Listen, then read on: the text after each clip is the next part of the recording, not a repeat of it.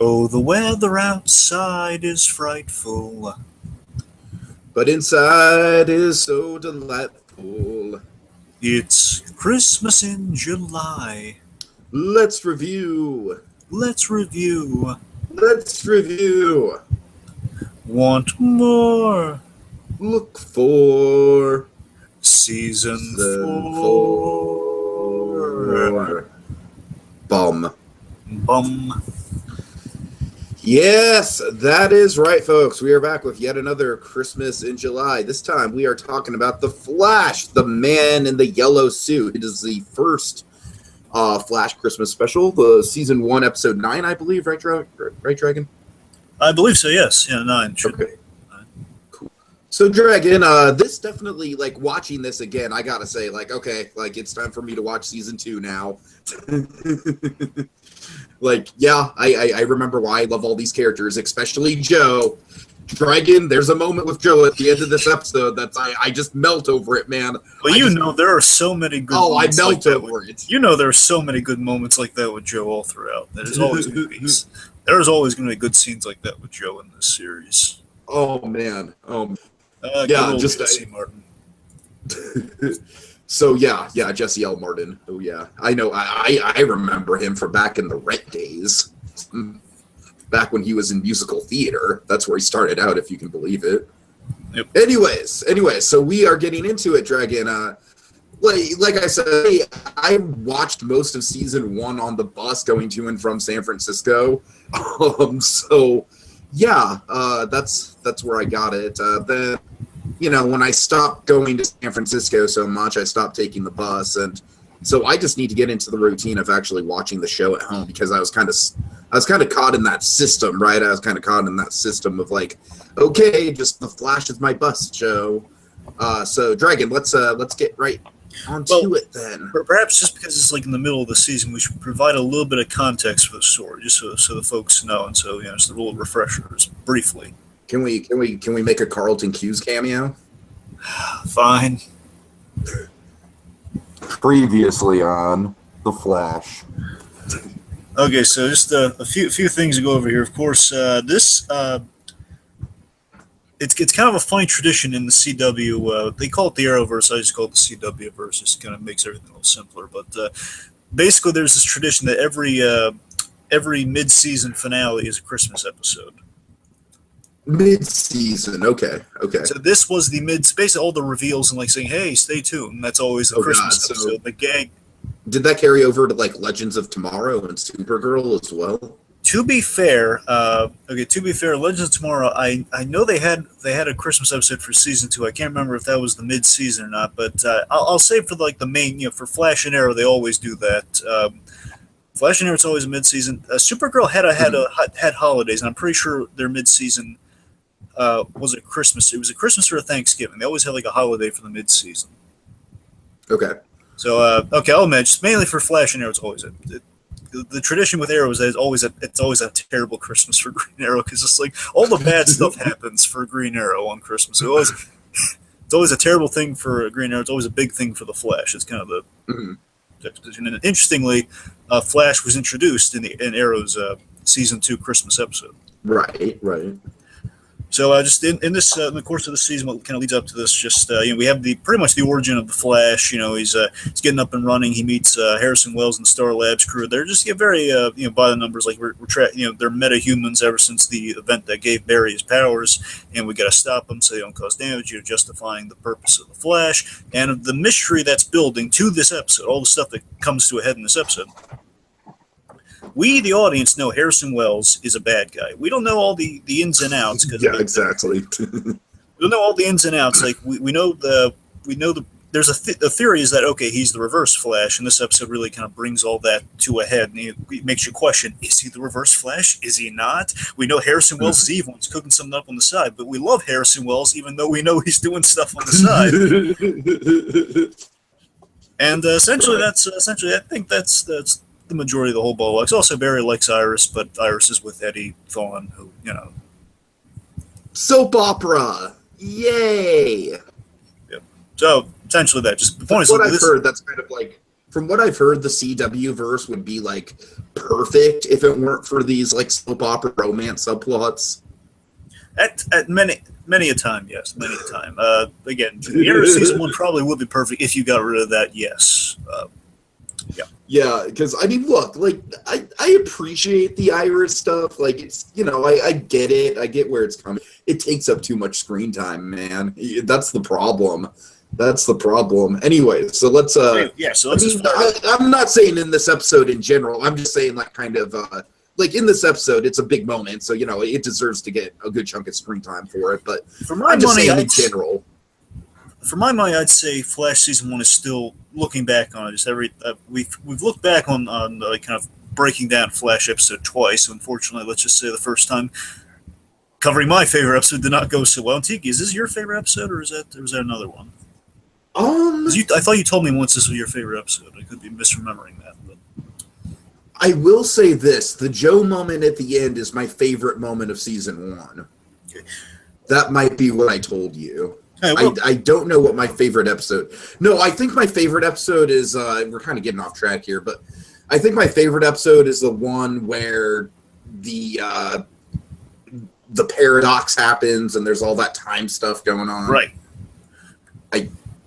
I don't. I think it's like episode 19 or something. I don't know. Okay. Anyways, well, my point is, you know, we've almost covered another Flash episode, and this one's another really great one. It features my favorite element of the CW verse, the Reverse Flash. So let's just dive right into it. Oh yeah. You go gaga over the Reverse Flash. I do. He gets better and better as he goes on. He just whenever we get now after this again my point of all this tangent is that. Season 1, looking back on it, every time I look back on it, even like in like kind of a contextual kind of sense, like season 1 is still very strong to me. And again, it's a whole Reverse Flash season by that logic, but at the same time, it's a really strong first season. It is. So, it is. It gets you started on the characters, and it has a good mystery built into it and everything. So, all right. So let's get into it. Okay, so we start with "Let It Snow." Classic Christmas song is playing. It's Christmas time in Central City. We got a guy decorating, and then we're in the midst of the action. We're kind of in the middle of the episode with a little kind of cold open here, where the Flash is going by, blacking out the lights because he's running at full speed. We're in the middle of a very intense pursuit, and interestingly, Barry is in pursuit out of costume. So something really big must be happening. If he's just like kind of caught like Peter Parker and Harry Osborn in Spider-Man 3, I mean something big must be happening. Yeah, the show uses this device quite frequently from what I remember. The whole like, okay, let's start in the middle of the action, and it's pretty effective. And importantly, importantly, he's trying the big reveal here. So Barry's out of costume. Not only is he out of costume, he's keeping up with the man in the yellow suit, who again we the audience saw way back in the pilot. So, oh my God, that's the Reverse Flash who has not been named yet. Man in the yellow suit that Barry's been kind of looking for. It's kind of been his one-armed man. The man who killed his mother, he's finally in the show. He's kind of going head-to-head with him. Oh, my God, he's found them after all these years. Right.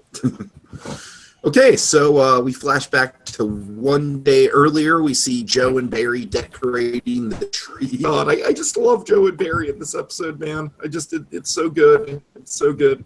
Oh, yeah. Yeah, they're decorating the tree at Joe's place, and Barry makes a joke. Oh, at this rate, we're going to be done by Easter, and then we have just this beautiful chemistry between these two. And these two are really there's so many hearts to this show, and they have like a saying on the CW, especially mainly with the Flash, is that there's like spectacle, there's heart, and there's spectacle, heart, and action. It's like action, spectacle, heart, something like that. Mm-hmm. Yeah, they want to make sure they kind of hit all the bases. It's like amazing and at the same time really heartfelt. At the same time, you kind of hit like all the right beats.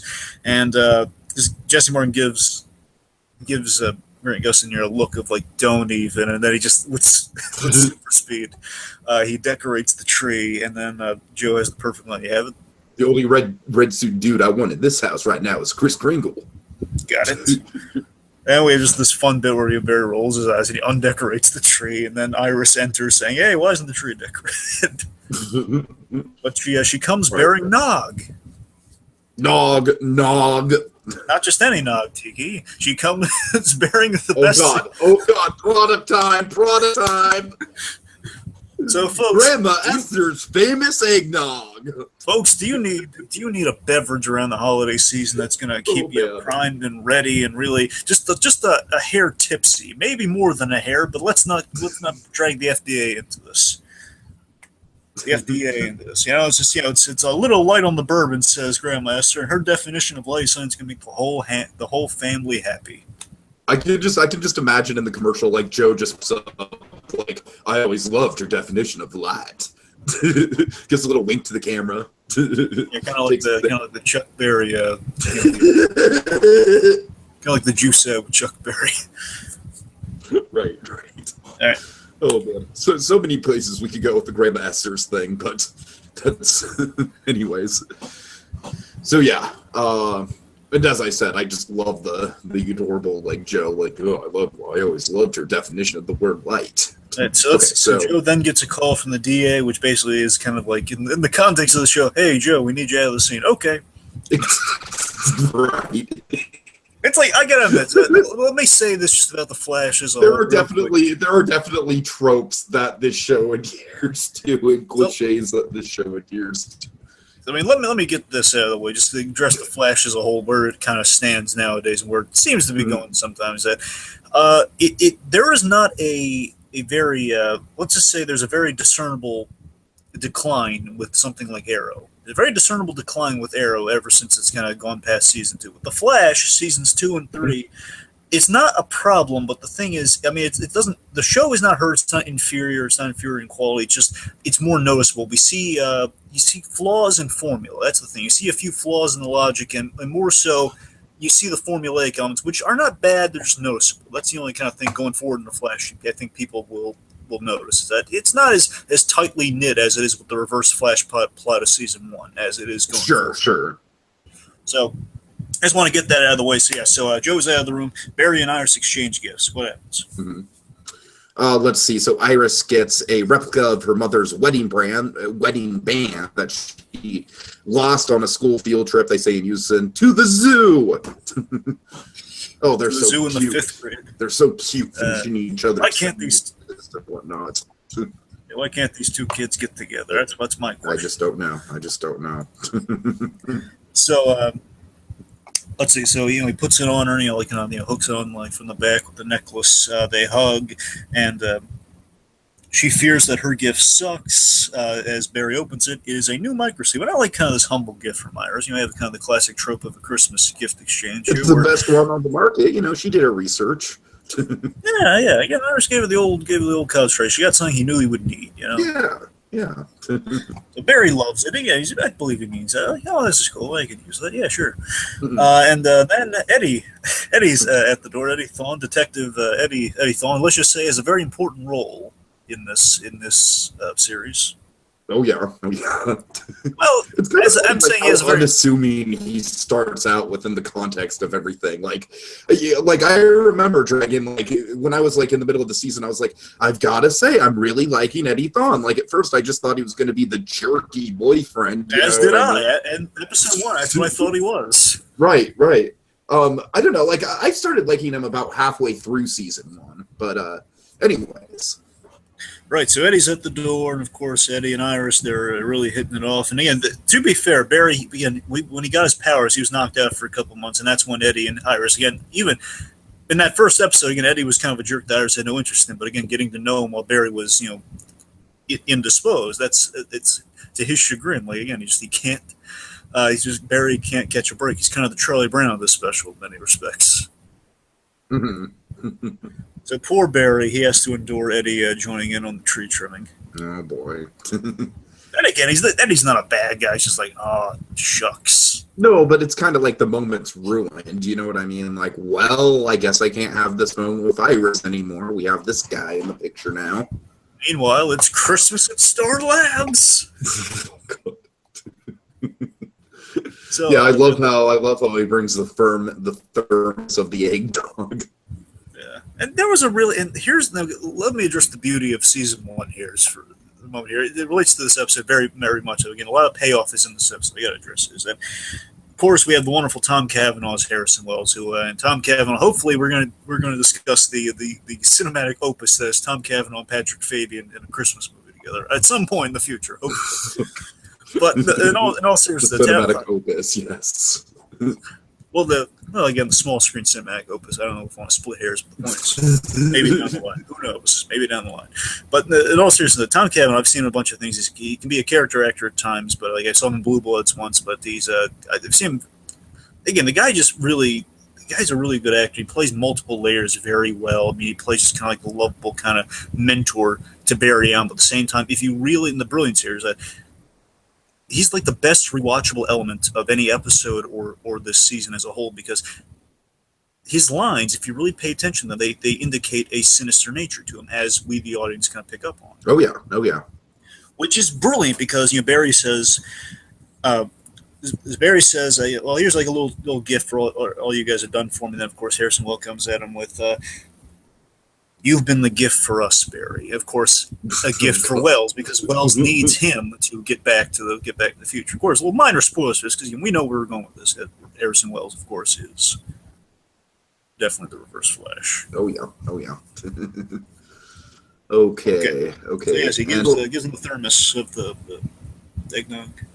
And I think it's safe to say that Wells is the Scrooge of the episode because Wells just kind of stolts off like, "Oh, I'm not going to drink and drive, maybe later." And Cisco kind of exposits like, "This is, I don't know, Dragon. I find this kind of cute. Like this, I think the writers must be self-aware about this. This is such a trope. Like, oh, this used to be Wells's favorite time of year, but then the accident happened." Well, you're right about that. Think? It seems very self-aware of itself. I think you're right to an extent, but you're absolutely right about the trope. This is the classic holiday trope of the tragic Christmas backstory that prevents our character from enjoying the holiday now. And the vague accident thing, of course, is let's see. I'm trying to think. At this point in the show, we don't know. Well, we don't know like the big switcheroo that happened. Like, why the heck does Reverse Flash look like Harrison Wells? We don't know that quite yet. That's later on in my favorite episode. But what we do know is that there was an accident that not the accident that the particle accelerator which made him quote unquote fake lose his legs, but the accident he got into a car accident which his wife was killed, which again we see unfold in my favorite episode, episode 18 with Trickster, with the Mark Hamill Trickster episode. So. I mean, yes, it is just, we know he lost his wife, and that's the accident they're referring to. But yeah, you're right. I think there's kind of a self-aware thing of like, we're going somewhere with this, folks. So, take note. And would you agree that he has the Scrooge arc in the episode? That's the fascinating thing. We have so many potential Scrooges in this episode. Because Harrison Wells, who obviously, again, it's so funny how much they're playing with the Scrooge. Harrison Wells is set up as the Scrooge. He is we are led to believe he is the Scrooge. And at the end, at the end, it's like Scrooge. He's possibly he's like in a funk around the holidays, and by the end, he gets exactly what he wants in the end, which he's so darn happy at the end. And that's exactly what I'm saying for the Scrooge arc. Yeah, that's why I count it as a Scrooge. At the same time, again, we have many arcs going on here. Like Caitlin, for example. Again, Caitlin, she's missing Ronnie, and then of course, in many ways, she has like closure with Ronnie almost. Mm-hmm. And then there's kind of Eddie as well, arguably. Eddie gets. That's a fair point. That's what I'm saying. It's kind of difficult to tell. I mean, Eddie to an extent. Yeah, I think more Barry because Barry he's. Yeah, Barry for sure. That's what I'm saying. It's really big. Honestly, for me, it's between Barry and Wells because I think Wells is probably the fun reveal Scrooge. Dragon, can we do it? Yes, we can. Fusion Scrooge! Oh, I didn't think that gag would come back. But yeah, I think I agree with you, Dragon. Like, it's funny how, the juxtaposition between Barry and Wells, like Wells ultimately being Barry's arch nemesis, these two do kind of share the Scrooge storyline. I think we've hit on that. Good stuff. Yeah. Good stuff. And again, it's structurally, again, Wells is our Scrooge. The red herring is that Wells is the Scrooge, when of course Barry is, and they're both almost red herrings too in a way. It's like that Barry is he's the Scrooge, like he's your classic Scrooge in this episode. That guy not in the hospital, kind of bummed out because things aren't going his way. By the end, he has family. Harrison Wells was sure. Harrison Wells debatably is the Scrooge all along who got what he wanted in the end, but Caitlin as well with Ronnie. Again, multiple Scrooge. Anyways, Fusion Scrooge. I think Caitlin's a little bit of a stretch, but it's fine. I think the Fusion Scrooge just beat Wells and Barry just for the sake of the gimmick of Barry and Wells, arch enemies, but they're both Scrooges. They're fused together in the epic Fusion Scrooge fighting game. They are. Oh, there's a DC reference I'm waiting to use for Chris. They are composite Scrooge. Composite Scrooge. Oh god. Basically, it's like there's something called composite Superman, but literally the guy is half Superman, half Batman, split down the middle. Composite. That's composite Superman, and then Robot Chicken did composite Santa, which is half snowman, half Santa Claus. Oh dear. Okay. Yeah, that sounds about right. So composite Scrooge. Oh, thank you. Composite Scrooge. All right. Okay, so let's getting back to the episode here. After all of that, Cisco's excited. Wells doesn't want to drink and drive. Then we get the whole Scrooge thing. It was kind of a funny little line. Well, I don't want to drink and drive. Wheelchair. It's just so funny because we know he's faking it. That's what's kind of funny. Exactly right. It's always like a fun throughout pretty much the whole season, right? Yeah, like we knew from episode 1 that he can get up out of that wheelchair. Right. So again, it's so. I just love the thing. A lot of Flash episodes had the post credit scene almost like the ending coda of. Mm-hmm. We have sinister music playing as Harrison Wells stands up and he does something evil. We had so many episodes that ended that way. It was like he stabbed the guy. Like, oh god, it was awesome. All right. All right. So yes, mostly, we are the accident. Caitlin plans to get him a present. So that's the beginning of Caitlin's story. Let's get Harrison Wells a present and cheer him up. Mm-hmm. Yeah. Meanwhile, we're at Jitters. Yeah. So let's see. Iris is kind of, indicating like, oh, just because I asked you about shirt sizes doesn't mean I'm buying you a shirt. Darn that Iris. Listen, I've met this lady. I got to tell you, she seems. Have you? Nice. I have Candace Pat. She's really a nice lady in real life. Again, from what I can just meeting her like in a convention setting, like, hey, how's it going? Mm-hmm. I had this badge from there are a few I'm sorry. Arrow, Flash, and Gotham released these badges you can use, like police badges, like GCPD, CCPD, and the SCPD. And I kind of had that, and let's just say there's an episode in season 2 where we kind of let's just say Iris kind of switches jobs with Joe for a day. Without getting really into it, let's just say we kind of have something like that. I kind of brought that up to her, and basically she took a picture with me, and I had the badge and had her hold the badge. It was nice, really nice. Nice. So, yes, and also Jitters, we have a Santa Claus outside. We got Santa hats on. We got decorations, the whole nine yards. Yes, so Eddie is picking up on the fact that Barry might be like an Iris, might like Iris. Friends don't give friends wedding bands. That is some wise advice from the great Eddie Thawne. Or I should say the soon-to-be infamous Eddie Thawne. Oh, yeah. Well, it's going to be many years, but So I kind of like this reverse, this fake out by Eddie with the proposal. At first it looks like he's proposing to her, but instead he's like, oh, that's much more reasonable, just moving in with her. Okay. Yeah, okay. It's the old fake out of the key in the little proposal box. Mm-hmm. I love that he can telegraph where he's going with that. He's telegraphing that, hey, maybe one day, who knows? Right. Iris loves the idea. Yeah, she loves it. And she loves him. Yes, she does, much to Barry's chagrin. Exactly. Okay. Caitlin's exiting the mall. Yeah, she's on the phone. She's like, oh, do we ever find out what Wells' present was? I'm sorry? Do we ever find out what Caitlin bought for Wells? No, we don't. That kind of bugs me. Bugs me. You know what's funny? I kept rewinding the episode just so I could see. Because again, here's how the line's structured. Okay, it kind of bugs me, and I think it's just basically. I'll tell you what the writing thing is with this. The writing thing is that they couldn't figure out what book to get Wells either. They didn't want to figure out, so they kind of had this mid conversation thing. It's like that old Vince Gilligan. Either that or a Hawkins biography, and we all know how he feels about Hawkins.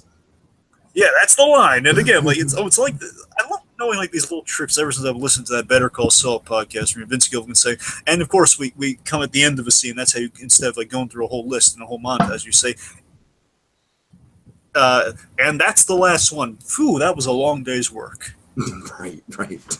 all those little tricks. Now, I want to address something with Caitlin here. This is why I make the argument she could also be a potential Scrooge. That this is Caitlin's first Christmas without Ronnie Raymond. It's another trip, by the way. Another holiday without Ronnie Raymond. So, and Caitlin's a little out of this episode.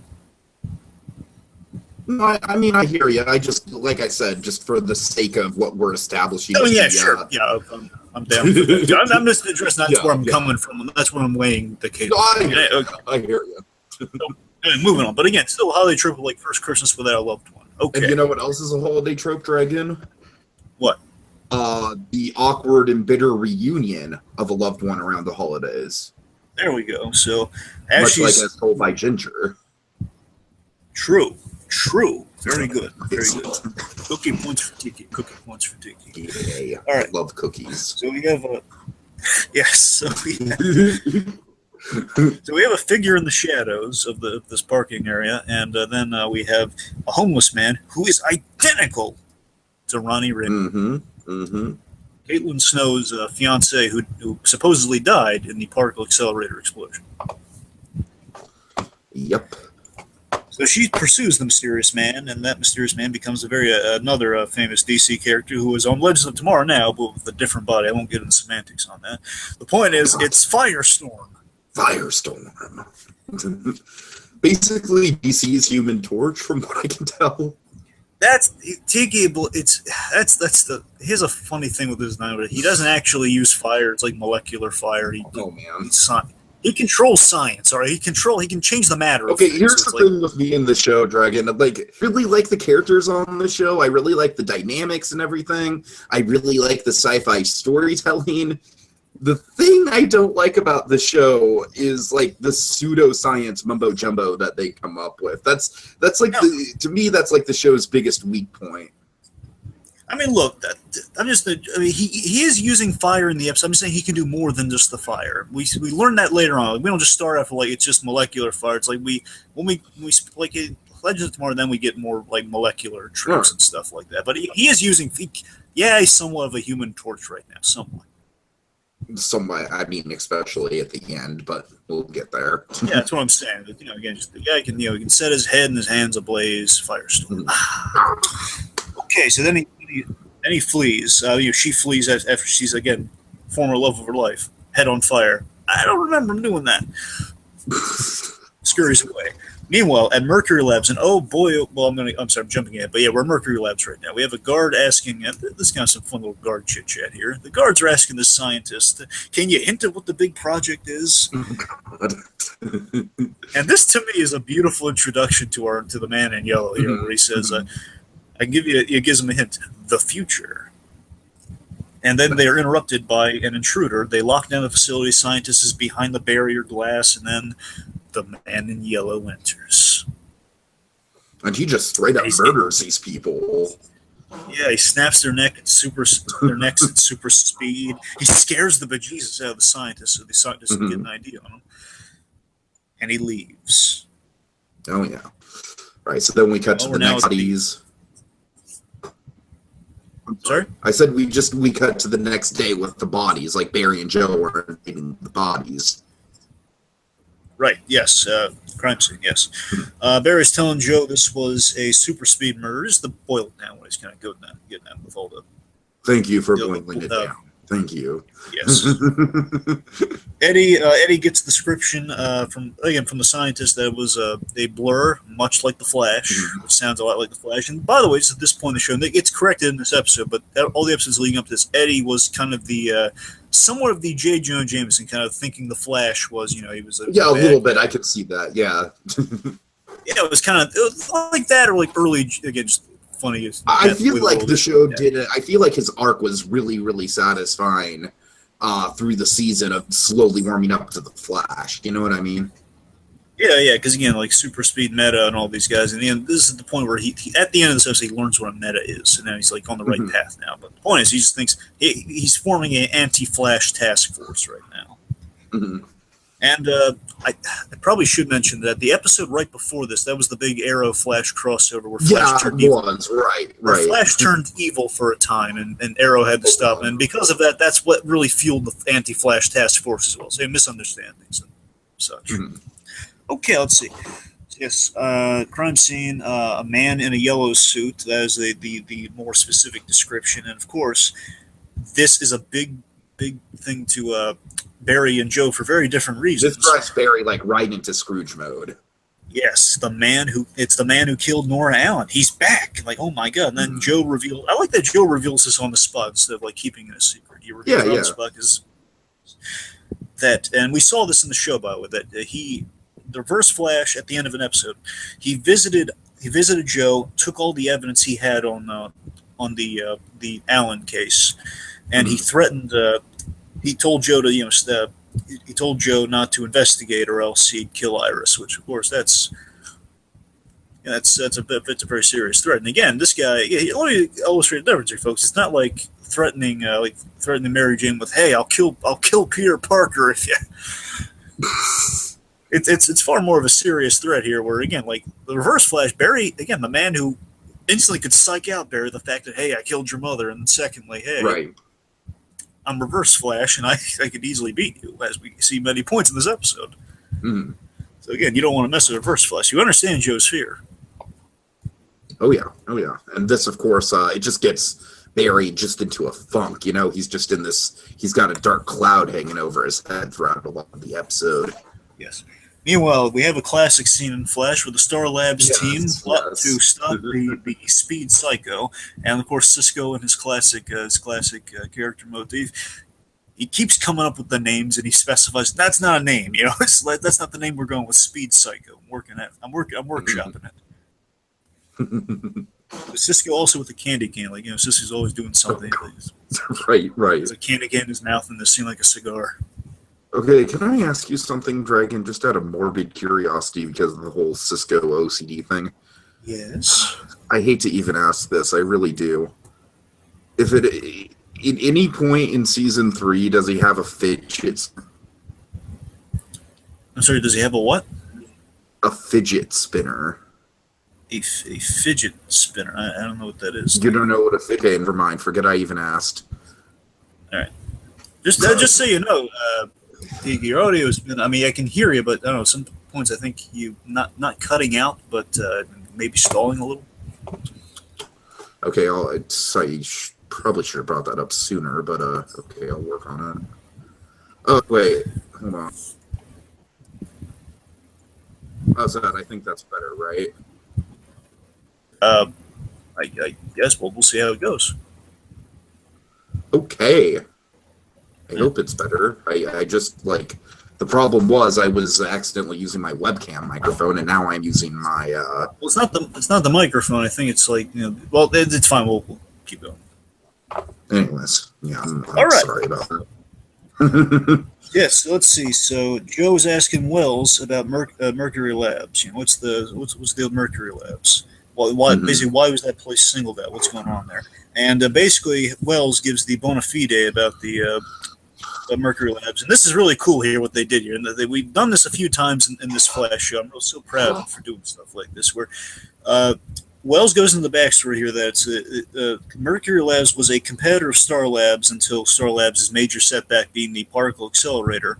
Now Mercury Labs is definitely far ahead of Star Labs, and importantly, here's the thing I'm loving it for: it's led by Dr. Christina McGee. Oh boy! Now Christina McGee, there was the '90s Flash show, which I told Tiki. Well, it's kind of fun. While Tiki was watching through the current Flash, I was watching through the '90s Flash, and I kind of.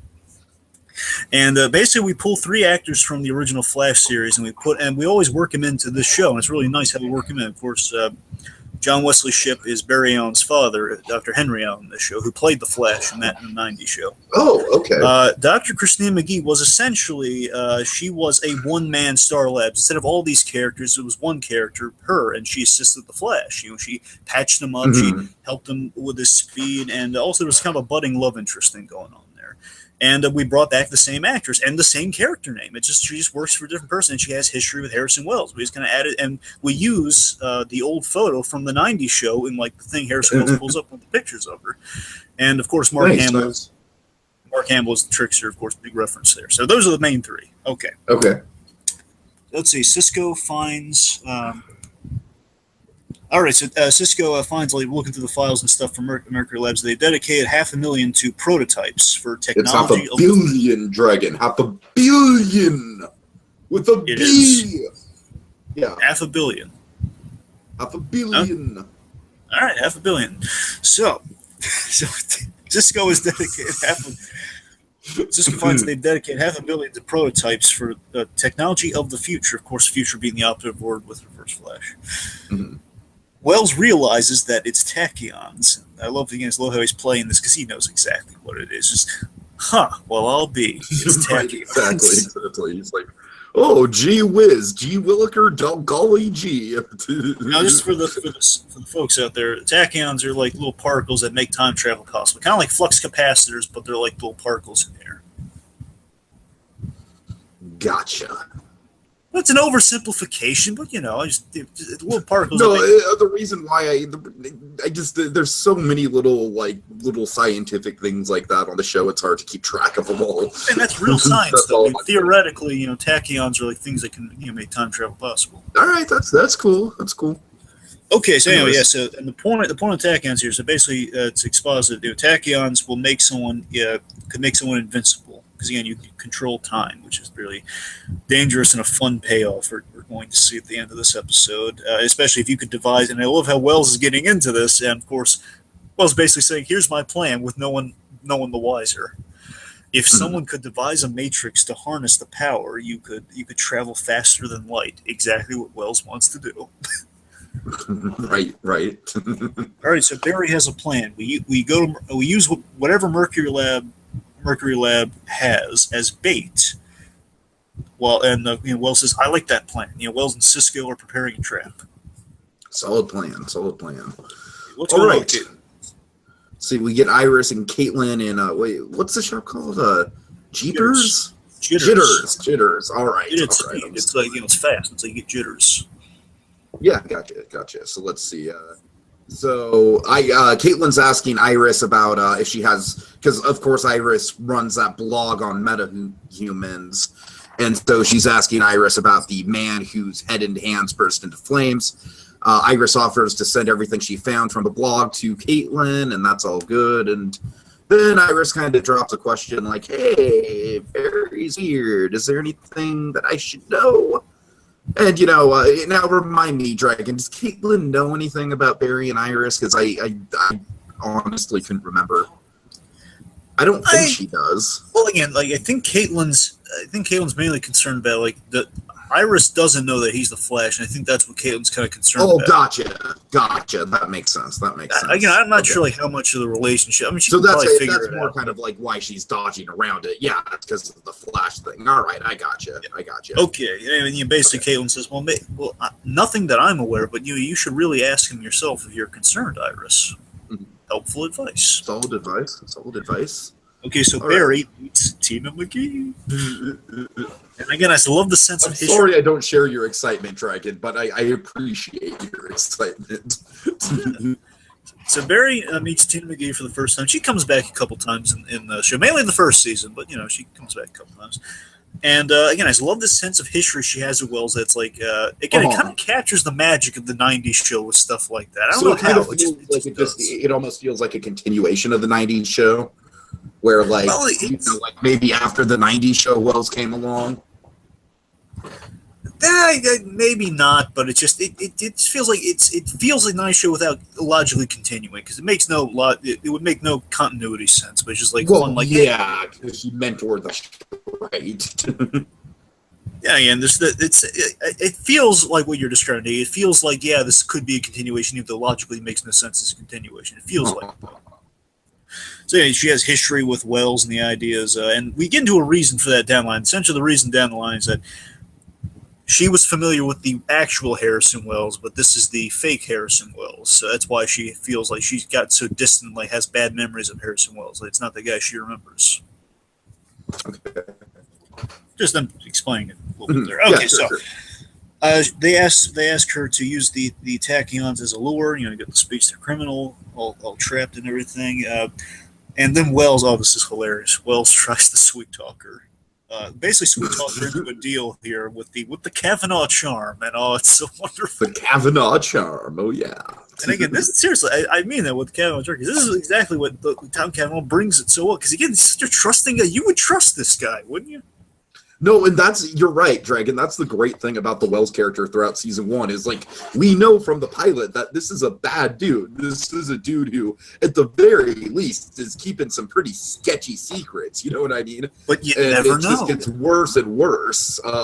But yeah, but as the series progresses, you're like, son of a bitch. I'm like liking him more and more, and even though I know he's manipulating Barry, he's still like this father figure type guy to Barry, you know, even though we love Joe. It's a good kind of back and forth, you know what I mean? Yeah, and oh god, in so many ways he's a father figure. But let's not go down that rabbit hole. The point is, Harrison Wells has this great role here where he says, no one wants to ensure the future's technology more than me. And again, that's such a great line because one, it's such a charming little like, hey, no one that cares a bit more about the science in the future like me. But of course, the fun. Again, Reverse Flash's whole plan centers on these tachyons saying, hey, no one wants to ensure my future like me. Exactly. He wants to get back to the future so badly. It's so fun how he's so clever. He can work that into his dialogue. Okay, so it's a no-go because Tina McGee does not trust Harrison Wells and wishes them good luck in catching the criminal without sans the tachyons. Meanwhile, Cisco, what's going on, Cisco and Caitlin? Okay, let's see. So Cisco, he's kind of he's running suggestions by Caitlin as Caitlin's sort of just feeling really down. He's like, hey, we could catch him using a force field. And he runs the name by her like opposite Flash. I'm kind of workshopping it, but what do you think? And then, I like how he can tell right away that Caitlin's distressed. And he's like, hey, what's going on? You know, are you okay? A really good friend, Cisco.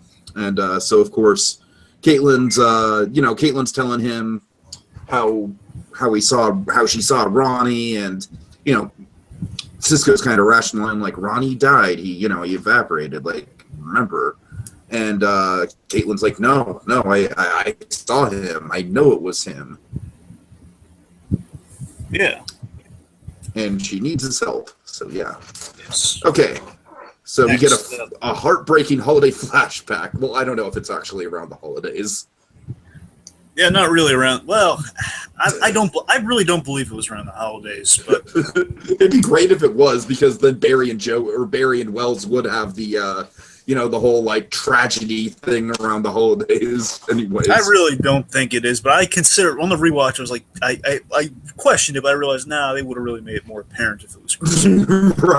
right. So, but again, I mean, the only way to find out, folks, is to watch the scene that hooked Kevin Smith on the show. Watch the last scene. If there's a Christmas tree in that emotional scene, then we'll know. Wait. Are you saying the last scene of this episode with Joe and everything? Sorry, I don't mean this. I mean of the season, like the last scene, the whole going. Oh, okay. Anyway. I'm sorry. Okay, let's see. So Barry is looking at the bulletin board, kind of like all the case. Basically, he has the case file built on like a little. Basically has like a bulletin board with like all the string and everything, like a classic investigator type thing. But has like behind like a little map he can pull down so he can kind of hide it. It's kind of a neat little setup he's got going on there. So while he's looking at that, and there's a really good. I mean, Grant Gustin's such a good actor in these types of scenes. It really is, and we don't get a lot of these scenes with him. But I mean, we get really great emotional kind of conversations with Grant Gustin. This is one of those kind of solo scenes we get with him, which is nice, where he's looking at him. We have a flashback we have this really nice flashback. I like how we're kind of padding out that night with a few more additional details here. We have a flashback of Nora telling young Barry that his bruises, because he was beat up like the earlier day, I believe. Like he was chased. Basically, the idea is like run, Barry, run. The cell phrase of the series, run, Barry, run, is he's running away from bullies, and that's you had to, if you could only run faster back in the day, that sort of gag. Where she tells him that the bruises it's going to hurt, but it's healing. So again, there's kind of a message in that alone. She puts him to bed. This whole scene is like chock full of metaphor. Yes, it is. And it's very well written. I love the kind of the thing that's set up here that Joe. This scene cements. It seeds the. Oh Joe yeah, absolutely. This scene's a great setup for the Joe speech it's for sure. Absolutely pivotal to the Joe speech later on. It's like the ending of this. Basically, let's see. So Barry's mother essentially, she's tucking him in, and she's, and Barry's like he wants to leave the hall light on, like any kid, like leave the hall light on. Basically, the idea is he's afraid of the dark, and then she corrects him and says, "No, you're not afraid of the dark, Barry. You're afraid of being alone in the dark, and that goes away when you realize you're never alone." And then Henry Allen, all that one, and this is John Wesley Shipp. This is again the original Flash, the from the 90s. Right. So good old John Wesley Shipp, and this guy's a good actor. I like John Wesley Shipp, nice guy. He comes on in, and he basically Barry's asking for a glass of water. He says, "Oh, you're just stolen. You're just stolen, sport." And he and I love he already had him beat by having the glass of water in his hand. He's just like, there you go, I beat you to it. Here you go. And they it's really nice. Little nice little bit. Putting the kid to bed, and as they leave, say goodnight. She has this nice line. She says, "Sweet dreams, my honest." Oh God, it's so nice. Laura Allen, they play her so wonderfully. You have to in these flashbacks to make kind of carry the gravity. Of course. Sweet dreams, my beautiful boy. She turns off at Barry's request. She turns off the light, just showing like her words echo in the boy's mind. And then we see a quick glimpse at the night. Oh boy, the night where murder took place. And I like how we cut here. We cut between the murder happening, which again we've seen already. Of course, it's like it's Batman's parents essentially. That's kind of the gravity of this moment for the Flash. We cut between the murder, and the Man in Yellow, with Barry looking at the clippings really intensely, and we see the clippings like wife of Doctor murdered, and Henry Allen's arresting, and the two big things of injustice in Barry's life. He's looking right at him. And then, of course, the water's rising, which, of course, that's a big clue for the ending. Basically, when the water and when tachyons are present, they make the water rise. When someone time travels, all the water and stuff rises. And anyway, so all that stuff's going on, and he kind of snaps out of his iris centers. Yeah, he's just kind of feeling because he's really beating himself up. He's like, he's telling Iris how he used to look at the sport a lot, and he hasn't looked at it as much as he should have, lately. And Iris is kind of taken aback by this. She's just like, wow, I didn't know you. I didn't know you were so into this. You know what I mean? I didn't know you so deeply entranced into this investigation. I guess there's some stuff you don't know about me. And then she kind of dropped a bombshell that Eddie asked her to move in, and of course, poor Grant Gustin. You know what I mean? He just acts like he's a puppy who's just been kicked. He's just like, oh, well, it's kind of fast. Yeah, well, it's been a year, and he said that you might be weirded out by that. He said you might not like that news. He's like, and he said that? Really? I have no idea why. Why would he say that?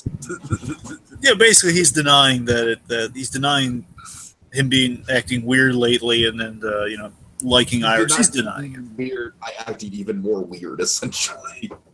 It's not as over the top as we're making it out to be here, but it was definitely something off. Barry's very obviously disturbed by it.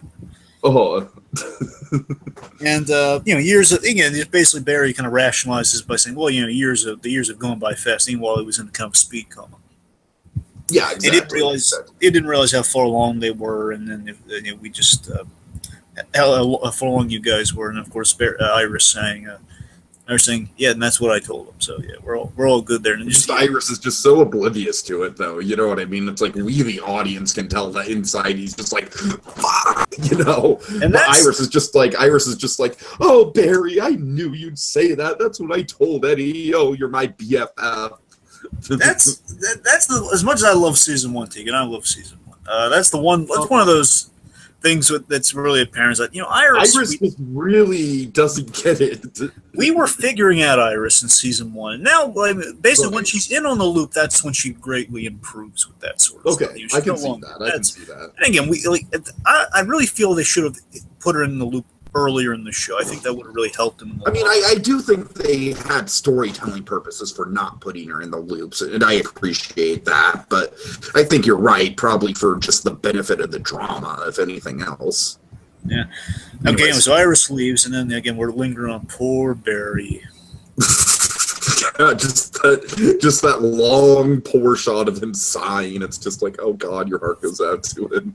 And he looks out the window and he sees a Charlie Brown tree. No, he doesn't see a Charlie Brown tree. He looks out the window, and I love this. We have like thunder and lightning, and thunder, and then of course we see the man in yellow, and then we have the big chase. The big chase we started on.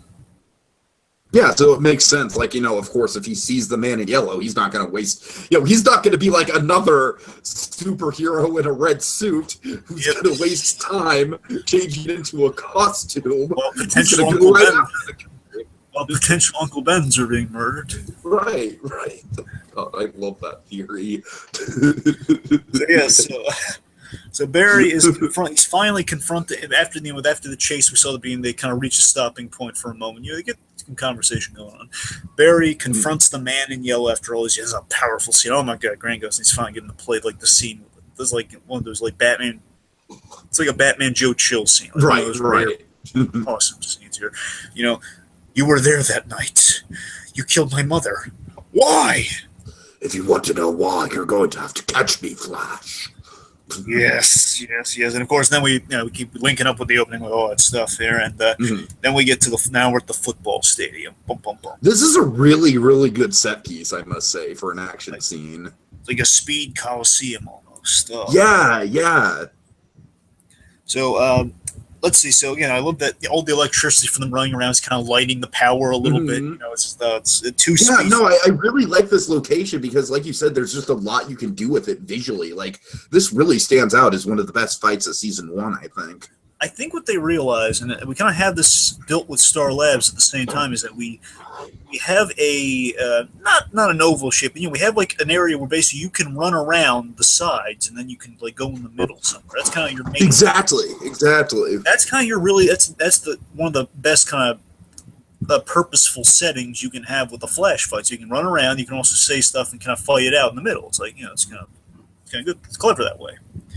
Sure. So the two speedsters charge at each other. Tiki, this was such a great promo. You got to bear in mind. This was an awesome promo to these guys. I could imagine.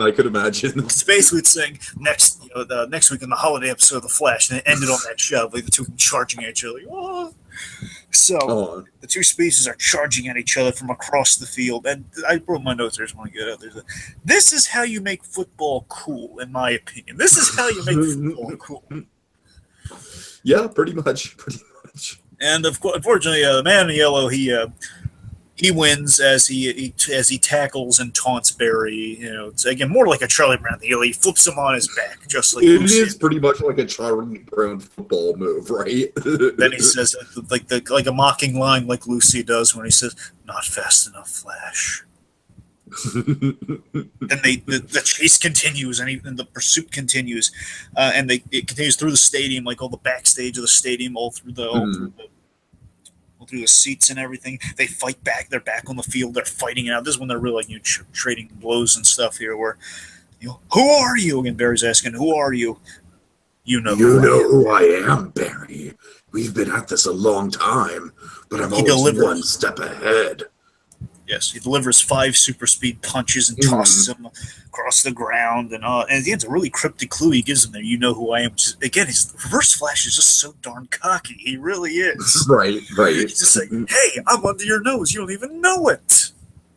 Oh God, he's always so wonderful.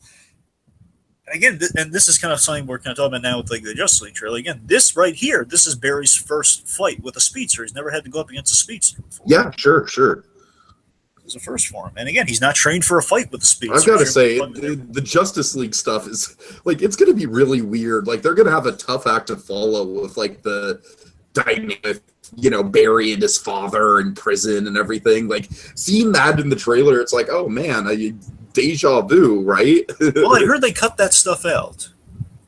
Oh, really? Well, again, I don't know what Whedon's going to do with it, if he's going to put those scenes back in or not. But again, because they had a couple pretty prominent shots of that in the first trailer, not the second trailer. there is a genuine chance they're going to just repurpose that for the Flash movie, possibly. I don't know.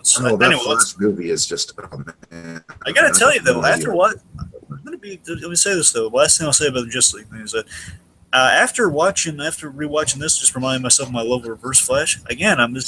I could buy an introduction though of the Reverse Flash as the Flashpoint movie. I could buy that as a premise for a Flashpoint movie. I really could. I could buy that as well for sure. So we introduce him. That's how we do Reverse Flash a little bit differently than we do here. It's like all in one movie. Where again, it's like, I don't want to get sidetracked. Anyway, getting back on point here. So yes, he's being really cocky here in the stadium, and cryptic clue. It's your destiny to lose to me, Flash. Just was your mother's destiny to die that night. Oh yeah, I love he's holding him down too. Like, you're so beaten, you don't have a chance, and then he disappears. I love that we see Barry on the ground after he leaves, after Reverse Flash leaves. We see Barry, he's powerless, he's beaten, and importantly, the thing that's really stopping him from getting up, and you can see it after he says the thing about his mother's eyes are wide, he's shell shocked by just what happened to him. It's like all that adrenaline pumping after seeing the man who murdered his mother. After all, he hasn't seen this guy since he was a kid, and then the moment where he could have saved his father, he could have gotten justice for his parents, he failed. Oh God! Yep. Yes. Okay, next day. All right, so Barry's just kind of like really, really out of it at Star Labs. Just really kind of, he's got his mind in the gutter. He's telling his two father figures about the man in the yellow suit. Exactly. And basically, the history that two dads. Yep. He gets more dads as the seasons go on. Oh no! Oh God! I mean, he does have his real father as well. So that's the thing. So anyway, so we have we have a history. It basically gives him kind of a history lesson. But no, he basically says that the man in yellow gave him a history lesson. History lesson, implying he knows a lot more about him than he knows about the other guy. Mm-hmm. Barry lost his confidence after his speed threat. After Reverse Flash, thrashed him with his speed. And again, basically, I'm no longer the fastest man in the world. I'm not the fastest man alive anymore. He is. Mm-hmm. And there's a bit I caught in here I didn't catch before. I was so pleased by it. We have this bit where after he says that line, he says, "I'm not the fastest man alive. I'm not the fastest man alive. He is." We cut to Harrison Wells, and he's removing his glasses, so proud of himself in a moment. Right. It's like a little noxious bit. He's removing his glasses, but again, he's doing that because he's trying to contain himself. Like how pleased he is. My arch enemy just said, "I'm better than him." Yes. God. It's like so giddy rewatching it. Oh my God, it's great. So how can we possibly catch him? That's kind of the question raised here. And then thankfully, this is. And again, he's being mentory in the scene too. He's just that Kavanaugh. He's brilliant. Oh yeah. Well, there's a mentor moment here where he says, you see, Mr. Allen, the beautiful thing about force fields, Mr. Allen, is that they're impervious. To speed, and we're almost ready. All we need is for Detective West to secure the baits. Now Barry's not staying. Go on. Yeah, Barry gets really, upset when Joe suggests that he stay behind. He's like, now is not the day for that, Joe. And the two father figures exchange glances, and it's definitely implying that we know this kid's going to be a problem. We got to set him straight. Exactly. Right. There he is. 2 additional dads. Dads, sure. We'll go with that. Anyways. Okay. So they're at Mercury Labs. Let me see. Wait, is that it? Mercury? Yeah, we're at Mercury Labs. Okay, I'm sorry. Just wanted to make sure I had the name right. Yes, so McGee. Like the thing, the thermometer. Oh. Okay, yeah. So now Joe is trying to insinuate a warrant, right? Yeah, for the prototype. Yeah, Joe has a court order, which he may be bluffing. There's a chance of it here, where McGee smells like.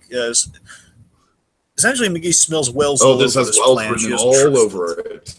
And then we have, again, Barry motivated. This scene's so good. Barry motivated. He threatens to, you have a lot of dumb cops come through here, and I'm sure you're not threatened by that. But I've come through here, and I've seen a lot of interesting stuff in development. And I could just essentially he threatens to leak some of the cool stuff in development that he's seen to basically blackmail. Yeah, he could leak the stuff he's seen to Scientific Showcase magazine. Should I contact the editors directly, or should I leave a few posts? And then and again, he hands her over a barrel. Says, You'll have the tachyons within the hour. And then there's this great line here, and again, it's so telling and so great with all her reveals and stuff here, where she says, basically, she says Barry and Wells are very much alike. Mm. I can see why he admires you, Mr. Allen. You're very much alike. Oh yes, the great little tease. Joe's impressed, but Barry's not enjoying the moment there. He's just, again, he's all business there, and that kind of scares Joe, because that's not the Barry Allen he raised. He raised like a guy be all happy-go-lucky. Man, I lucked out with that bluff so well. Man, I just no, he's right. Yeah. Then we have Eddie arriving to Joe, and again, a little chutzpah on Eddie here, because he's going to his older partner here, and he's saying he demands the Flash Task Force be involved in the sting operation they're planning. He demands it because, again, basically he's starting to go over Joe's head. So Joe, of course, he reluctantly says, "Fine." Mm-hmm. Mm-hmm. You do the same thing if you were me. Yeah. All right. So let's see. So Cisco and Caitlin, they're using called CPM to track Ronnie. I don't know what the hell. They're tracking They're tracking ionized particles. All right. Again, that's what I'm saying. It's fire, but it leaves a molecular trail. That's essentially what he's... Again, there's always like a molecule on it, but it is fire. He's using fire. So Caitlin's warning Cisco that Ronnie's not like how he remembered him. And then the device powers off, and Cisco wishes it was because the batteries were dead. It's him, and... oh boy. He denies being Ronnie, and he's Firestorm, and he disappears. I am Firestorm. He does not want to be found, but I like in the performance. And by the way, this is like Stephen Amell's. I want to say Stephen Amell's cousin. The guy who plays Arrow is his cousin. Oh, really? Nice. It's a relative of his. I'm pretty sure it's cousin. That's why he looks a little bit. Also, like Dragon, I'm just going to throw this out there. I'm getting a serious Bucky Barnes vibe off this guy. I think you're saying that because of the long hair. He ditches the long hair. No, I'm saying that because of the long hair, and also because of the whole fact that he's he's traumatized. He's brainwashed. I mean, not really brainwashed, but he's not himself.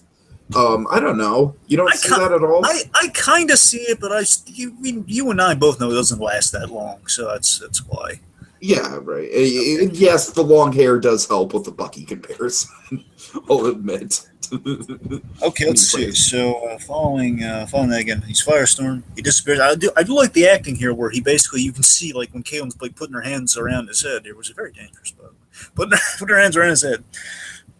She sees like, again, he's saying this, but he doesn't mean it. Mm-hmm. All right. Cisco tells Barry the device is in place and it'll work. Joe and Wells, they're basically they're very agreeable. They're basically being like my two dads. It's pretty much that. It's like, hey, we're your two father figures, and we've got something to say. They believe that Barry, even though one of those father figures killed his mother. Right. So this is a very Joe and Wells family sitcom. A lot of moving parts to it.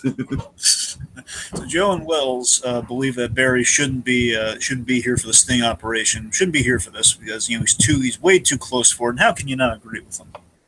Mm-hmm. If you weren't again, Barry's kind of firing back at Joe here. And again, we love Joe West. I mean, we never want. It's Joe. We never want to see that unkind word from Joe. Yeah.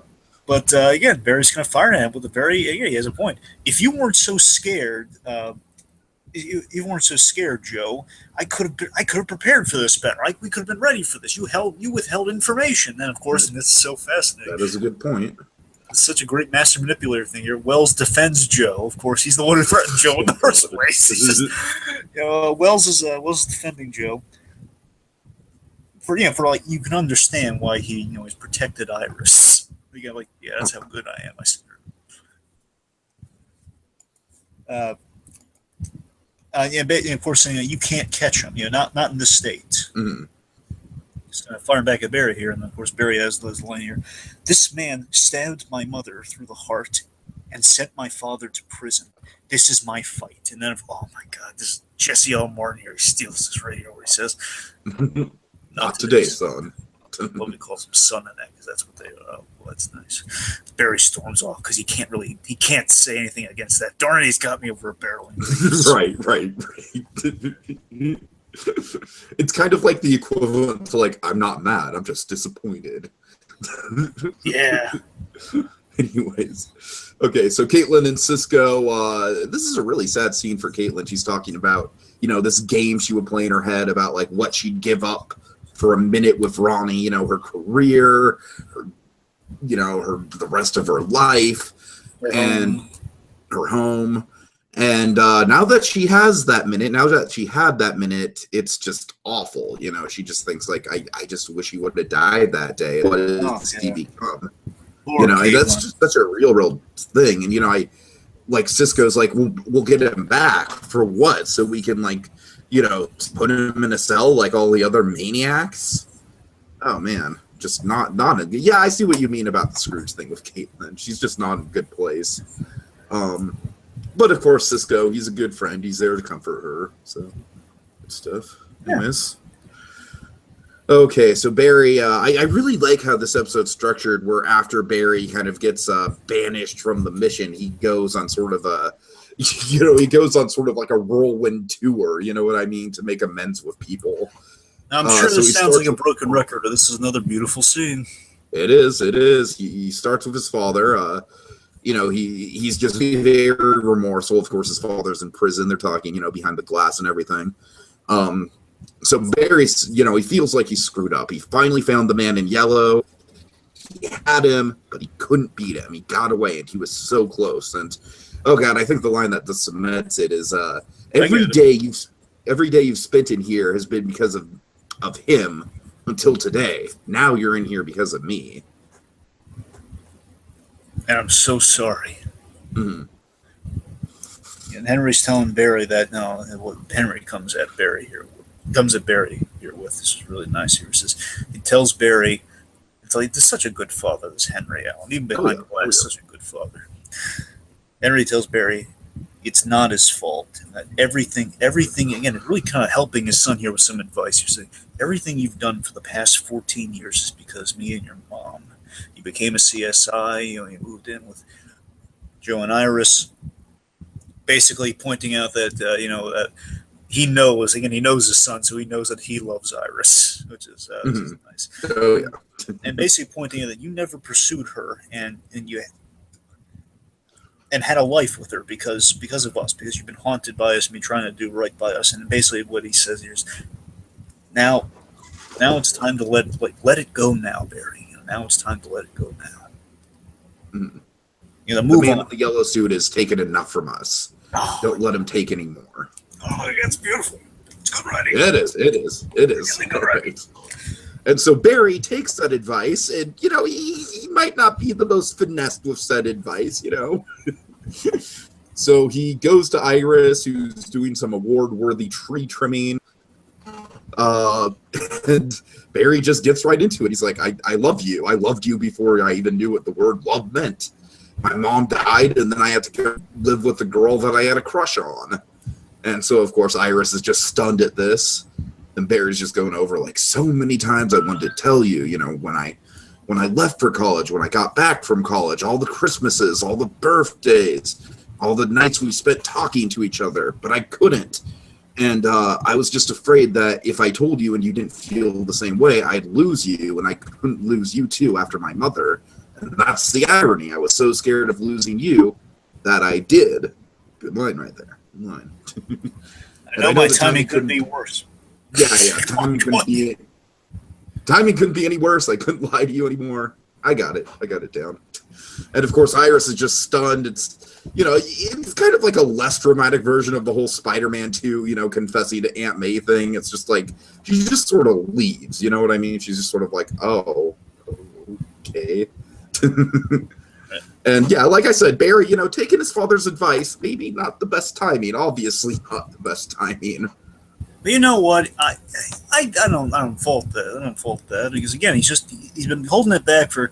He's been holding that in for so long. He's had such an emotional thing. Again, the killer of his mother shown up, and again, he's had this really emotional thing with his father. So, he's going to take what his father said to heart. Like, I'm going to move on, starting right now. Again, I'm not going to let the man yell consume me anymore. Mm-hmm.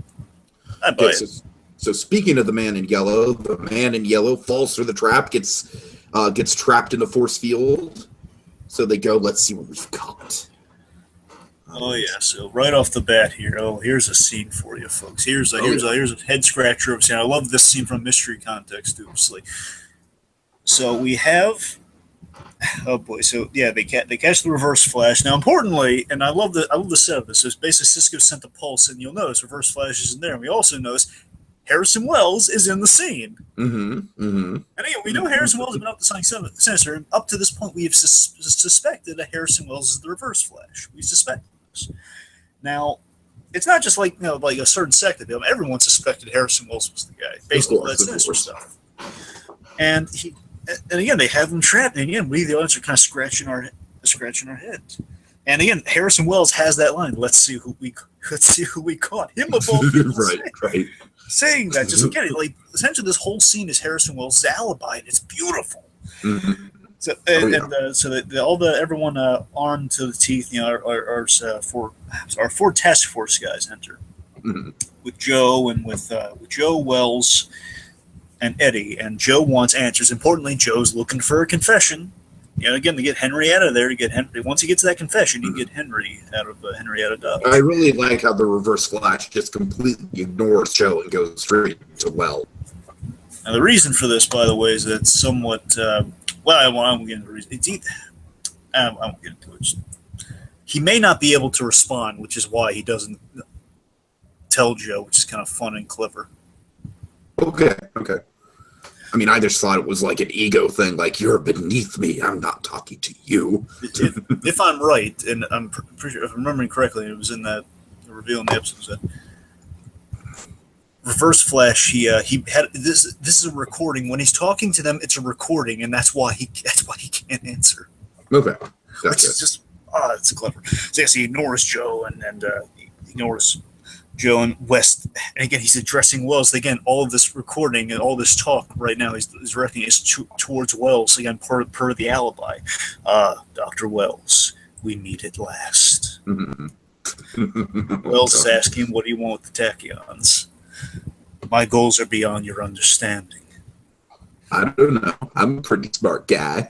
Yeah, he's just that Kavanaugh charm. He's right there. Yeah, that might be the line of the episode, right? Well, no, that's not the line of the episode, but that's the good, comedic line. The lines, for me, the line's coming up. I hope it's the same for you. I'm pretty sure it is. I'd be shocked if it is. This is the line of the episode. Okay, we're getting there, folks. It's so exciting. So, basically, Harrison Wells kind of rattling off why he's the smart guy who can understand. So, basically saying how I outsmarted the Reverse Flash. I guess he's gloating to himself about himself. Right. We knew you needed an invisible trap. Basically, the trap you needed to be invisible. I knew your cells could repair them. You could repair themselves, which is why you're withstanding the damage to your body right now. Again, there's no body in there, so you're just trying to make it sound. Cisco sees, and again, I love the tension here. It's like Cisco seeing, the containment field, it's fluctuating, it's going to fail. Again, padding out the alibi. Mm-hmm. Your powers are almost, and here we go. For me, here we go. It's like leading up right here.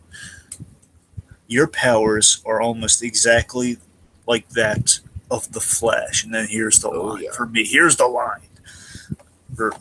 Here we go. The origin of the name from the man in yellow. Chris's name. Oh, I'm not like the Flash at all. Some would say I'm the reverse. Cisco's calling to Dr. Wells saying, evacuate now, Dr. Wells, evacuate now. Also, I think I came up with the name. It's perfect.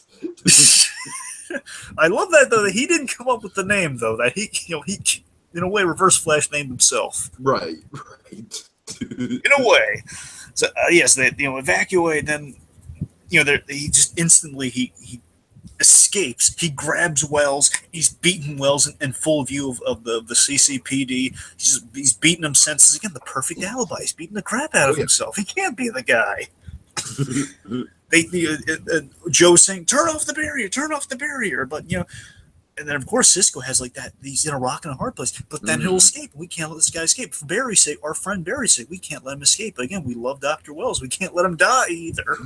Right. Kill Wells, and again, Wells is such a good man. And again, this is so interesting that Joe, who initially in the beginning he suspected Wells and he didn't like Wells at all, he's now risking he's risking all of it for Wells. He grabs like an axe or something. He's breaking the machine to get Wells out of there. And again, showing how far Joe's come on Wells' side.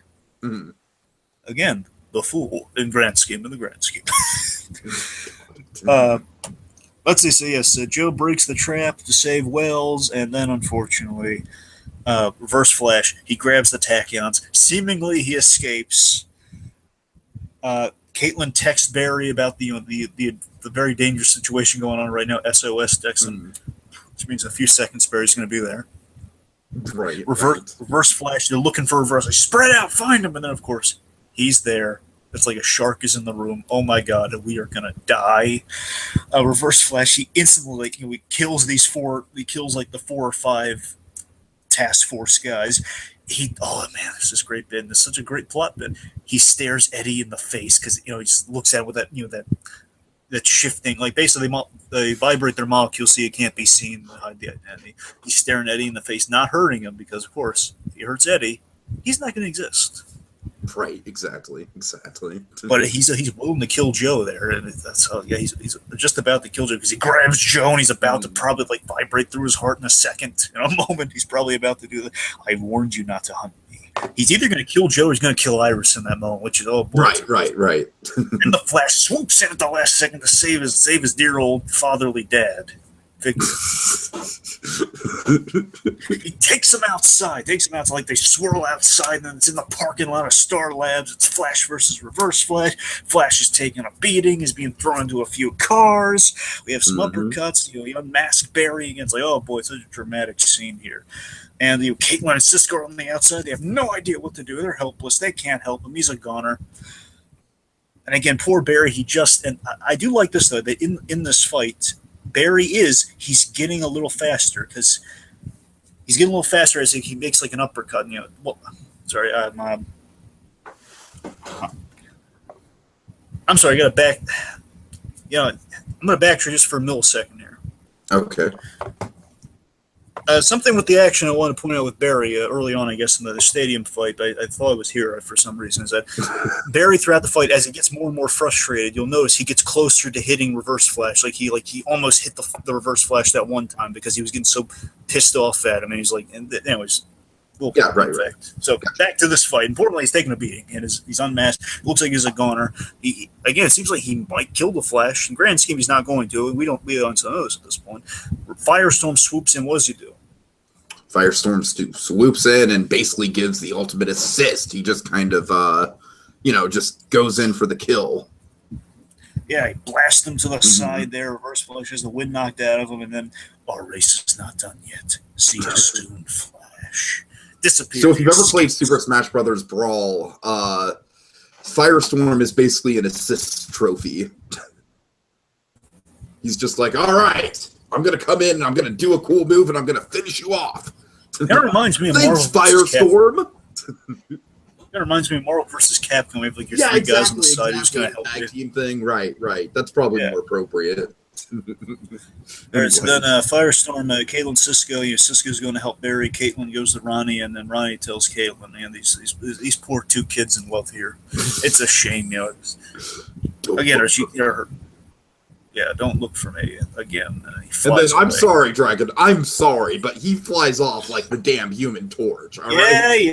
I'm sorry. His molecular fire is so hard to communicate. All right. Okay. All right. Okay. We're about to get to it, Dragon. We're about to get to it. All right. So Caitlin is. Wait. I'm trying to make again. All right, okay, he flies away. Okay, Eddie. Eddie's haunted by the fact that, like, why didn't he kill me? He's just so haunted by why he didn't kill me. I love that idea. They're so haunted by the fact he didn't kill him. We find out the great reason for that later on. Sure. He's telling Joe, like, you know more than you've been letting on, right? And so then Joe reveals the metahumans thing to Eddie, people with very powerful abilities and whatnot, so on and so forth. And they're the only guys on the force who know about it, and they need to keep it that way so no one else gets hurt. Mm-hmm. Then he asks about the Flash. Do you know who the Flash is? Yeah, I do, Eddie. The Flash is the one who saved our lives tonight. Like that Barry walks by for that's a good time. That's a good time. Is he gonna tell him? And no, of course, Joe being a wonderful guy, he just kind of says, like, it's very much kind of like the whole it's kind of thing from Dark Knight Rises, where it's the whole, like, shouldn't the people of Gotham know who saved? It was kind of the ending of the whole. Shouldn't people of Gotham know who saved? And the whole, like, it was the Batman. Yeah, exactly. That's all you need to know. Oh man, it's perfect. Okay. So, really quick at Star Labs, Wells is kind of like, Galen's patching him up. Mm-hmm. He's like, well, if you want to apologize, you should start by not telling me about Ronnie. Yes. And what's funny about this is the fact that, again, had he known about Ronnie, he wouldn't have been blasted and defeated at the end of that scene. So it's kind of funny. It's like he's he's kind of joking, more or less. You know what I mean? Like, but yeah, inside he's like, son of a bitch, you really should have told me about Ronnie, and I could have been prepared. Yeah. And Caitlin's saying she needed time to make him whole again before she reached out to Wells. And Wells is very understanding and just playing it. You gotta remember, Wells does truly care for these people, especially Cisco. He does care for these guys. Definitely Cisco, for sure, yeah. And it kind of complicates things. You have to wonder, like, how much attachment does he have? Because, again, he had to start – it's so fast. He had to start the whole business and everything and kind of cultivate these guys. And you have to wonder how much of that is, I need these guys to actually make this happen, or I picked these guys. Like, how much of it is he actually becoming Harrison Wells? Mm-hmm. Mm-hmm. So yes, as long as, again, this is in the course of this episode, it's just this as well as kind of having his arc of I've been a little distant around the holidays, and I see I really should have been there for my people, through thick or thin. I've made a lot of promises to you that I've broken, but I promise you this: I will bring Ronnie home. Yeah, and yeah, you're right. That is a good conclusion to a Scrooge arc. Okay, let's see. Then we have Barry. Here it is. Barry stuff. Summarize it. Okay. So Barry's looking at a photo of his mother, he's like, or a snow globe. Yeah, I'm sorry. He's kind of reminiscing with Joe, like, my mom traveled around the world once. She left studying abroad, and she went to Europe after graduating. Wanted to go back, but didn't have the time. Couldn't get to it. And so Joe's kind of talking, he's like, well, I offered to send you abroad. And, Barry, he's stuck. He feels stuck. He's like, I've been in Central City. This is what I need to do. I've been in that living room for 14 years, and here we go. I was here's Jesse L. Martin's Emmy scene. Oh yeah, most certainly. He has like a whole shelf of episode Emmys. Like, he gets an Emmy for every episode. In a way, in our hearts, he gets an Emmy for every episode. We have a moment like this. Right. So Barry's like, I was mad at you for being scared, but the truth is, I was the one who was scared. I've been afraid of the men in the yellow suit my whole life, and that's why I lost. And then, okay, here we go. And I don't have it word for word because I didn't have time to get it word for word, but I have as much of it as I can. Well, Barry apologized for being mad at Joe. He had a fear had fear for the first Flash. And then, okay, Joe expected things to be tough. There's your setup on going. When you first moved in with us, I thought it was going to be too much. I was a single dad, finances were tough, and you were a little boy who just lost his mother. Man, was I wrong. Within 2 weeks, you changed the dynamic of the whole house. There was just this light inside of you. There's the line. There you go. From the darkness, from the being scared of the dark, from the light being turned off in the beginning. You faced more darkness than any man I've ever known, Barry. And yet, you've never lost that light. So don't, let me see, hold on. So don't lose that light. Or no, I'm sorry. No, I was lose that light. That's no. There's one more thing. I I thought I was changing your life by taking you in, but you changed mine. Don't lose that light there. And then here we go, Dragon. Here we go. Yes. Moment. Oh Can my I- God. Okay, Okay, I'll start it off. Okay. Okay. The world may need the Flash. But I need my Barry Allen. Yes! Oh, God. It's raining Emmys, folks. It's raining Emmys like snowflakes. It's raining little golden snowflakes with a big Emmy cloud. I mean, I don't know, Dragon. To me, honest to God, just how genuine that moment. It's got to be my favorite moment of all of season one. Just from a pure character level, I need my Barry Allen. I tell you, and again, Jesse Horn's so talented. He can pull these off like left and right, and they feel so special. Right. They really do, every one of them. But I'll tell you this: what really grabs me in this one of all the scenes, Sticky, is the fact that essentially this was one of the first times. Again, first season, and everything.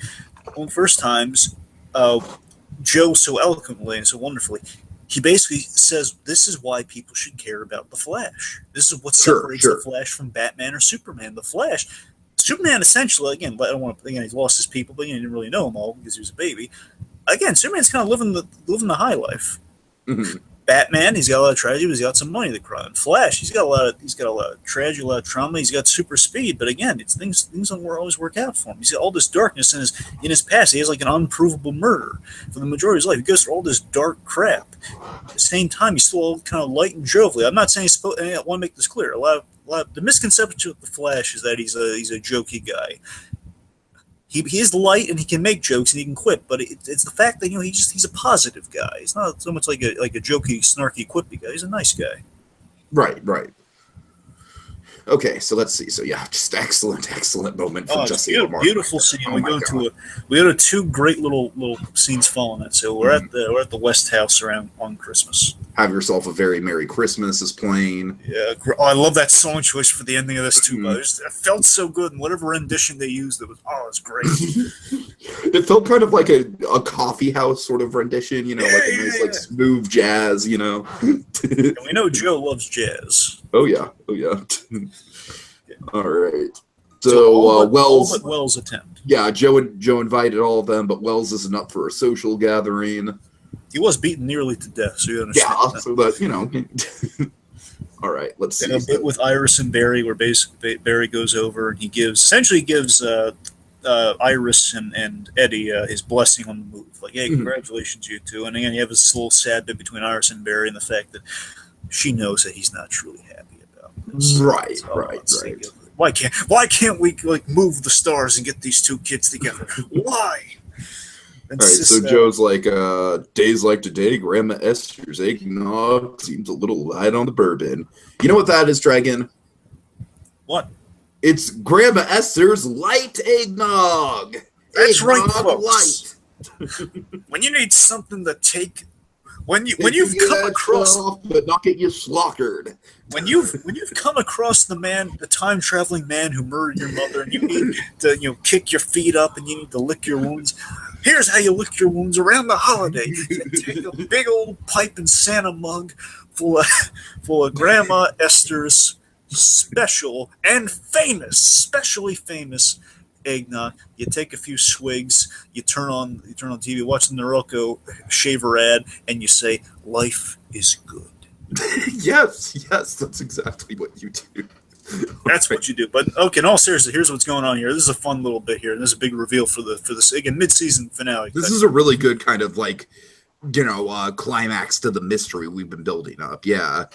Cisco and Joe have a little scene here. Basically, the idea is the two of these guys, they looked. I forget if Cisco looked into Wells at this point. I know Joe has been looking into Wells, but the point is he has gotten Cisco's help, just at least looking into the murder of Barry's mom.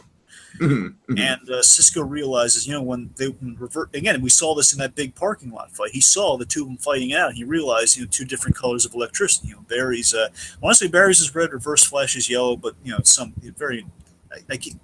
They run around together so fast; it's kind of hard to keep it true. They cause like a specific color of electricity, and based on what Barry said in what he saw there were two different colors of lightning. Which means, equates to, of course, two speedsters that night. Oh yeah, that's a big reveal. Then the West Clan. Oh boy, they put the star on the tree. Ain't that It's an nice? angel specifically. That was a star. You sure it's not a No, star? it's an angel. Okay, I missed that. Okay, it's an angel. Yeah. Then we have a bit that, oh, jeez. And I want to say this is the first time we got this. I can't quite remember, but Tiki, do you remember this was the first time we got the ring?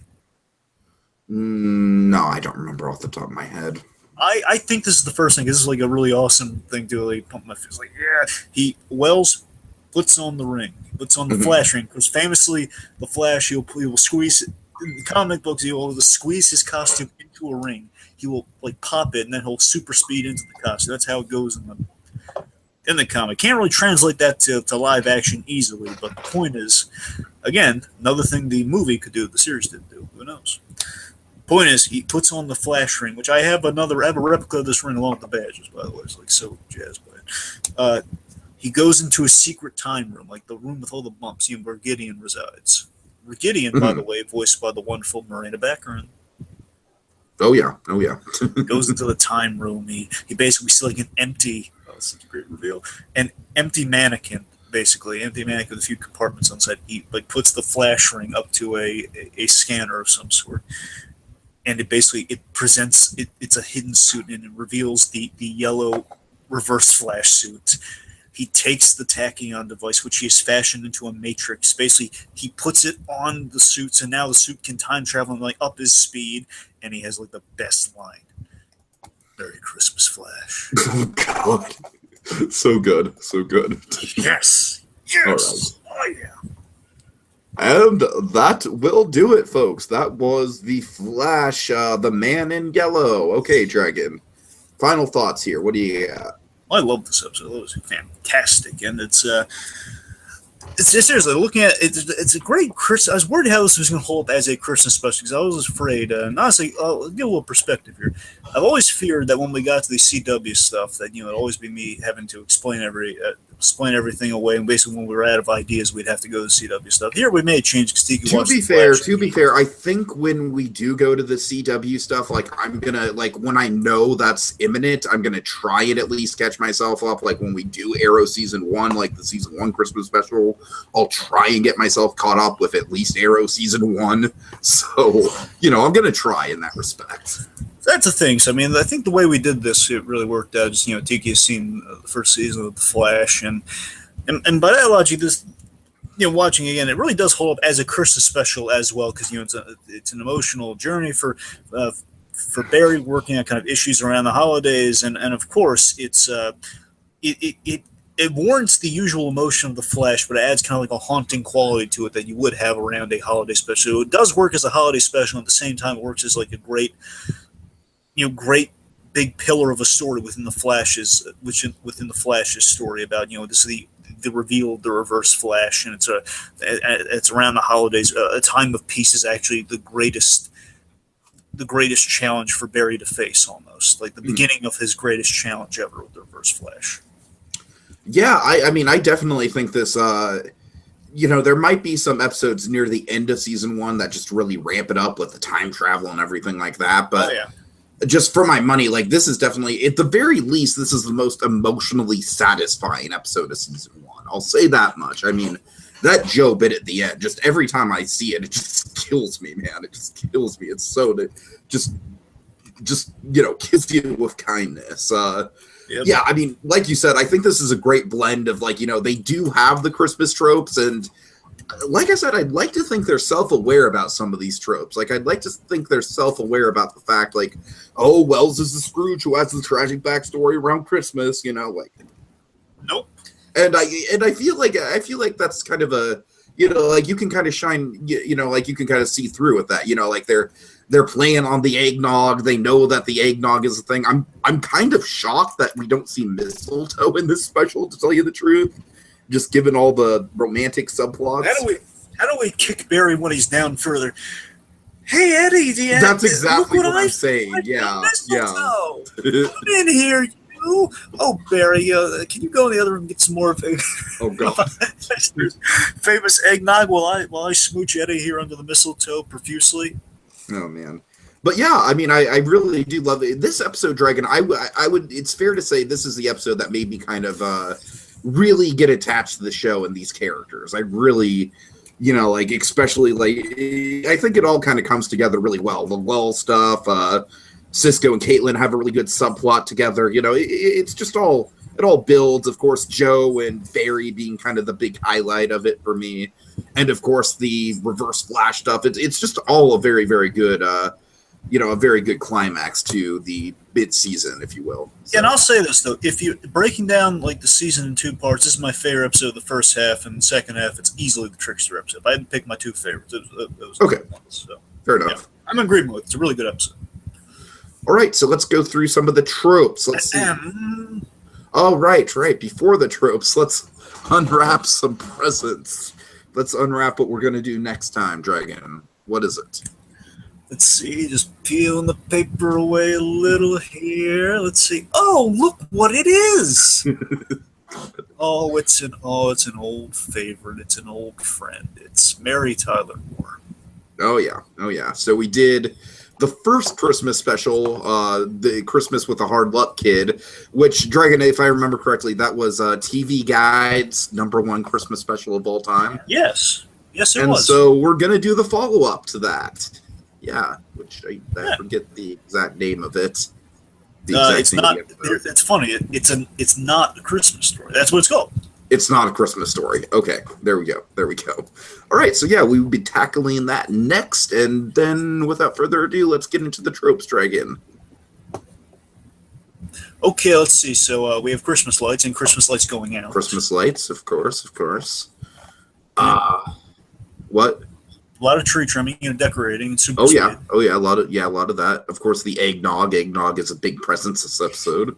Not just any eggnog. Grandma Esther's famous. Eggnog. Again, folks, eggnog. That is Grandma Esther's, but famous. Yep.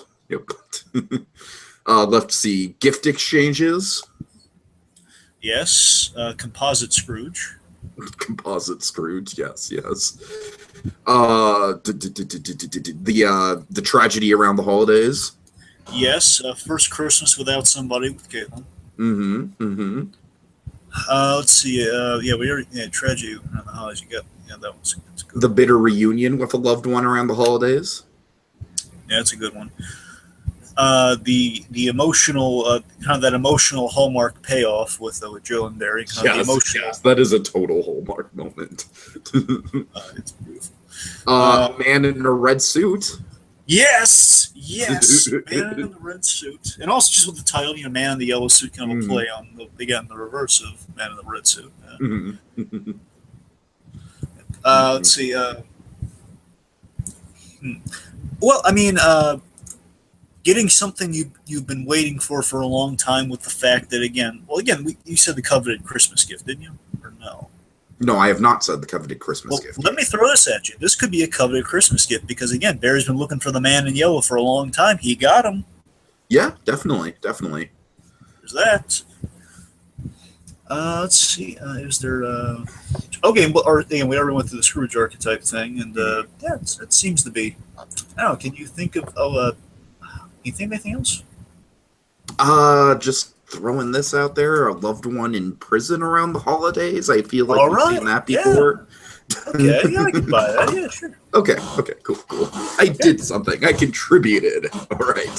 So, Dragon, much like the good people at Star Labs, we are looking into crazy scientific mumbo-jumbo-y crap to get this, to get these tropes in order and really put the fine tune it, really get in there with the research, and that's what we're doing. We've got the big Barry Allen board of, all the different connecting points and everything. We're on it. But Tiki, seriously sitting down and looking at that board, just looking there and kind of flashing back to some really traumatic stuff, I gotta ask you, I beseech you, Tiki, for everyone out there, not just for this year, on Christmas in July, what we're doing here. I'm reaching to the future. I'm reaching to the 2024 here in this case. I'm reaching the 2024, a few years in the distant future here. I'm asking. I'm going all the way around. I'm asking. I'm grabbing tachyons. I'm going back in time. I'm asking you very seriously, because again, this is such a serious process, folks. We have to break down these tropes. We got to figure out what the formula is. Like if we're recreating the Flash's powers, we need to figure out the formula mixed with some lightning and a particle accelerator explosion. We need to figure these things out. We need to figure out how to replicate. How do we get the Reverse Flash into the future? How do we get Barry closure for his mother? Because at the core of it, folks, you got to remember. The world may need the Flash, but we need our Barry Allen. Tiki, I ask you because we need our Barry Allen. Please tell me on all that is holy and well and just well deserving of Grandma Esther's famous nog. How are we going to do that? How are we going to label such a process, such a research intensive process? How? By putting the mistletoe under Barry Allen's new high-end microscope. Next time on Christmas in July. La la la la la la la la la. Run, Barry, run! I don't know. I'm a pretty smart guy. Reverse Flash, yeah! I knew